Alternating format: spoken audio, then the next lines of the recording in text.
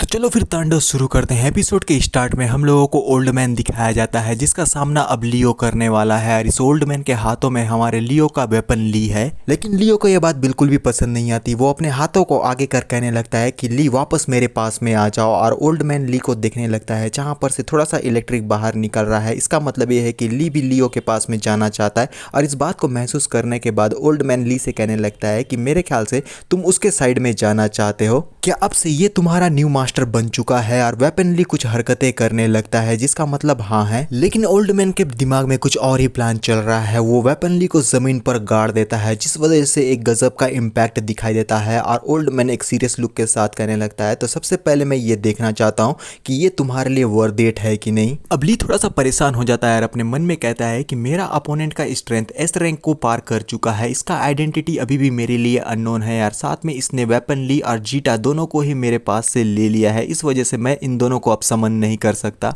लियो attack करने के लिए तेजी से आगे बढ़ते हुए अपने मन में कहने लगता है कि मुझे अपने स्ट्रेंथ को यूज करते हुए इस ओल्ड मैन को डिफीट करना होगा और एक जोरदार पंच ओल्ड मैन को मारने के लिए आगे बढ़ चुका है। लेकिन ओल्ड मैन इस पंच को देखते हुए पूरी तरीके से रिलैक्स है क्योंकि इस अटैक से उसका कुछ भी घाटा नहीं होने वाला और फिर थोड़ा सा डॉज करके इस अटैक से अपने आप को बचा लेता है। लेकिन पलटवार करके उसने हमारे लियो के पेट के ऊपर में एक जबरदस्त अटैक कर दिया होता है जिससे लियो अपने आप को नहीं बचा पाता और उसके नाक और मुंह से काफी ज्यादा ब्लड निकलने लगता है। इस बात से शौक लियो अपने मन में कहता है कि ये अटैक तो बहुत ही ज्यादा पावरफुल था। जब मैं एक ह्यूमन था उस दौरान कोई भी इतना ज्यादा स्ट्रॉन्गेस्ट बंदा मुझे नहीं मिला था। ये पहली बार है कि इतने स्ट्रॉन्गेस्ट बंदे का मैं सामना कर रहा हूँ। और ओल्ड मैन अब बिना टाइम गवाए ओल्ड मैन अपने पैरों से ही लियो के मुंह के ऊपर में एक जोरदार किक जड़ देता है जिससे लियो अपने आप को नहीं बचा पाता और पीछे की तरफ में घसीटा मार के जाने लगता है। ऐसा लगता है जैसे कि ओल्ड मैन बहुत ही ज्यादा पावरफुल है और इन सारी चीजों की वजह से लियो बहुत ज्यादा फ्रस्ट्रेटेड हो जाता है और अपने मन में कहने लगता है कि ये शायद स्पिरिट रेस से बिलोंग करता है इसलिए इतना ज्यादा पावरफुल है। लेकिन लियो भी हार मानने वालों में से नहीं है। वो तेजी करके ओल्ड मैन के ऊपर में अटैक करने के लिए आगे की ओर में बढ़ चुका है।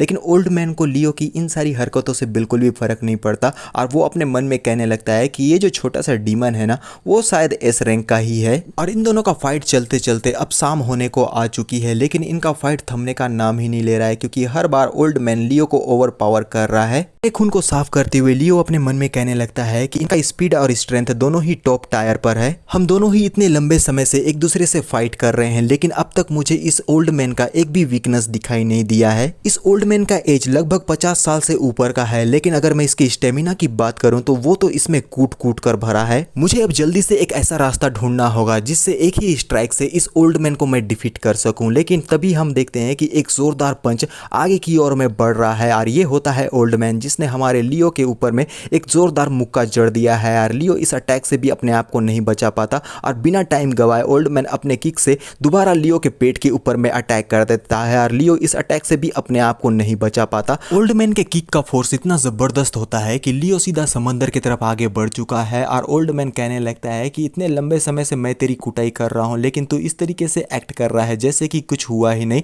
बिल्कुल बुरी बात नहीं है बच्चे, तुम बहुत ही अच्छी तरीके से अपना परफॉर्मेंस दे रहे हो। अब लियो समंदर के नीचे गिरने ही वाला था उससे पहले ही ओल्ड मैन एक तेजी की रफ्तार से लियो के ऊपर में अटैक करने के लिए आगे बढ़ चुका है यार। इस जगह पर हम देखते हैं कि लियो का रिकवरी भी चल रहा है और साथ में ओल्ड मैन लियो के ऊपर में अटैक करते हुए कहने लगता है कि तुम्हारा रिकवरी एबिलिटी बहुत ही ज्यादा स्ट्रांग है और उसी जगह पर मैं तुम्हारे कॉम्बैट पावर की बात करूं तो ये बहुत ज्यादा ऑर्डिनरी है। फिर लियो को दिखाया जाता है जो बहुत ही ज्यादा एक्साइटेड हो गया है और उसके आंखों में एक अलग ही प्रकार की चमक है जैसे कि वो चाहता था कि ओल्ड मैन इस तरीके का कोई मूव ले और तभी पानी के नीचे में से किसी प्रकार की कोई हलचल होने लगती है और चारों तरफ से जंजीर आकर ओल्ड मैन को जकड़ने लगती है और ओल्ड मैन पूरी तरीके से कंफ्यूज कि आखिर अचानक उसके साथ में ये हुआ क्या क्योंकि हमारे लियो को पानी की जरूरत पड़ती है अपने आइस डीमंस को क्रिएट करने के लिए। अब ओल्ड मैन जंजीरों में पूरी तरीके से झगड़ा हुआ है और किसी भी प्रकार का कोई भी एक्शन या रिएक्शन नहीं कर पाता और बेचारा समझ नहीं पाता कि अचानक उसके साथ में ये हुआ क्या क्योंकि वक्त और जज्बात दोनों ही इस जगह पर बदल चुके हैं। अब ये सारी चीजों को देखने के बाद कि ओल्ड मैन अब हमारे लियो के अंडर कंट्रोल में है। लियो बहुत ज़्यादा खुश होकर बोलने लगता है कि तुमने मुझे समंदर के बीचों बीच में ढकेल दिया,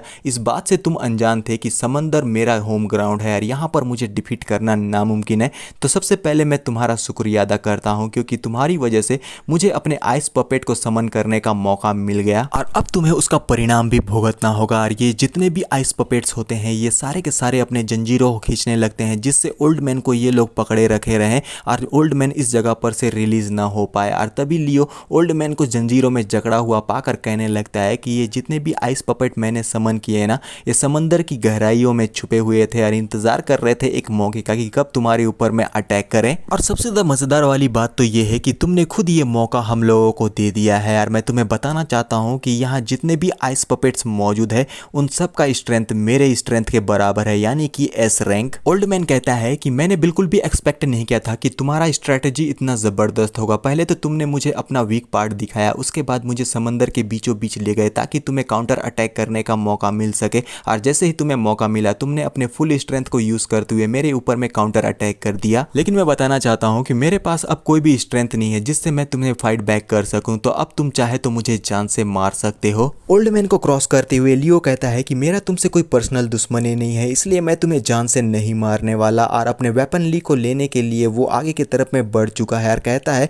कि मैं बस स्पिरिट रेस में इसलिए आया हूं क्योंकि कुछ चीजें हैं जो मुझे यहाँ पर ढूंढनी है। अब दोनों ही पार्टी की तरफ में किसी भी प्रकार का कोई भी कन्वर्सेशन नहीं होता, लेकिन लियो अब उस समंदर की चोटी की तरफ में जा चुका है जहां पर वेपन ली मौजूद है। और हमारा जो ओल्ड मैन है वो लियो को उस ओर जाते हुए देखता है और बिना देरी के लियो अपने वेपन ली को जमीन में से निकाल लेता है और उसे देखते हुए कहने लगता है कि एक बार जब मैं वेपन ली को अपने हाथों में ले लूंगा उसके बाद हम दोनों का हिसाब किताब बराबर हो जाएगा। अब ओल्ड मैन भी जमीन पर आ चुका है, इस बात से लियो अनजान है और ओल्ड मैन सीधा लियो के बाजू में जाकर बोलने लगता है कि बच्चे आखिर तुम ये क्या देख रहे हो। और लियो की आंखें बड़ी हो जाती है शॉक में और वो बोलने लगता है कि आखिर तुम यहाँ पर कैसे आ गए, ये तो नामुमकिन था। फिर वो तेजी से पीछे की तरफ में मुड़कर देखता है जहाँ पर जंजीरें टूटी हुई है और ये जितने भी आइस पपेट्स है वो लोग डिस्ट्रॉय हो गए हैं। और फिर हम लोगों को एक जबरदस्त सीन दिखाया जाता है जहाँ पर सारी जंजीरें बहुत ही बुरी तरीके से टूट चुकी है और ये जितने भी आइस पपेट्स थे उन लोगों में अब जान नहीं बची, वो लोग भी बहुत बुरी तरीके से डिस्ट्रॉय हो गए हैं और सारे के सारे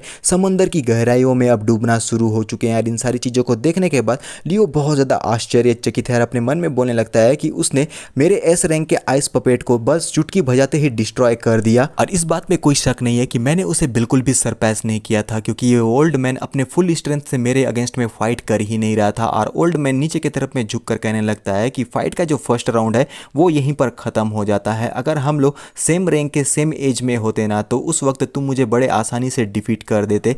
ओल्ड मैन जमीन पर पड़े रस्सी को अब खींचने लगता है जहां पर किसी प्रकार का कोई चीज मौजूद है और ये होता है एक बड़ा सा शराब का डब्बा। और ओल्ड मैन कहने लगता है तो चलो अब हम लोगों को अपना सेकंड राउंड स्टार्ट कर देना चाहिए। अब ओल्ड मैन बड़े से प्लेट में शराब को उंडेलने लगता है और ये सारी चीजों को देखने के बाद लियो काफी ज्यादा शॉक और कंफ्यूजन में कहने लगता है कि आखिर अब ये यहाँ पर क्या कर रहा है। और ओल्ड मैन उसे शराब देते हुए कहने लगता है कि अब तुम्हें मुझे फेस करना होगा man to man second round के लिए। अब ये दोनों मिलकर कैंप फायर कर रहे हैं और ओल्ड मैन लियो से कहने लगता है कि चलो अब मुझे ये बताओ कि एज अ डीमन के तौर पर तुम्हारा रियल पर्पस स्पिरिट रेस में आने का क्या है। और लियो थोड़ा परेशान होकर अपने मन में कहता है कि आखिर इस ओल्ड मैन के साथ में प्रॉब्लम क्या है। पहले तो ये बेवजह ही मेरे साथ में फाइट कर रहा था और अब मुझे यहाँ पर ड्रिंक करवा रहा है अपने साथ में। अब बैकग्राउंड से कोई कहता है कि इन दोनों को एक दूसरे की आइडेंटिटी के बारे में कोई भी जानकारी नहीं है। और सीन लियांगना के तरफ में शिफ्ट हो गया है जहाँ पर अपने पूरे फैमिली का फोटो फ्रेम देखते हुए वो अपने मन में कहने लगती है कि जाओ फैंग, मेरे ख्याल से तुम ऑलरेडी अब इमोर्टल डीमन रेल में पहुंच चुके होगे। अब यहाँ पर लियांगना का पूरा फैमिली दिखाया जाता है जहाँ पर हमारा वेपन ली भी मौजूद है और ये जो ओल्ड मैन है दरअसल वो लियांगना का फादर है। और लियांगना अपने मन में कहने लगती है कि डैड,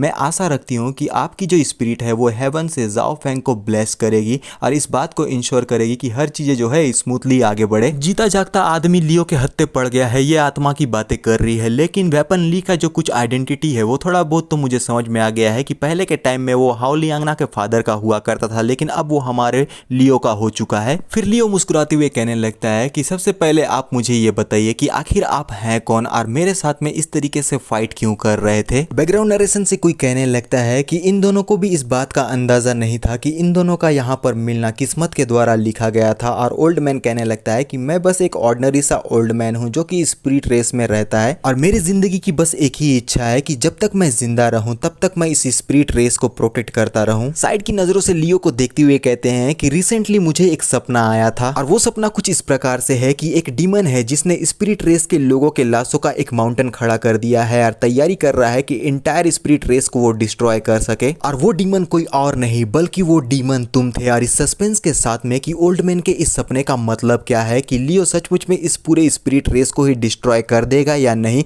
आखिर क्या होने वाला है, ये सारी चीजें तो हमें बाद में जाकर पता चलेगी। तो अभी के लिए बस इतना ही, मिलते हैं नेक्स्ट पार्ट में। तो बाय।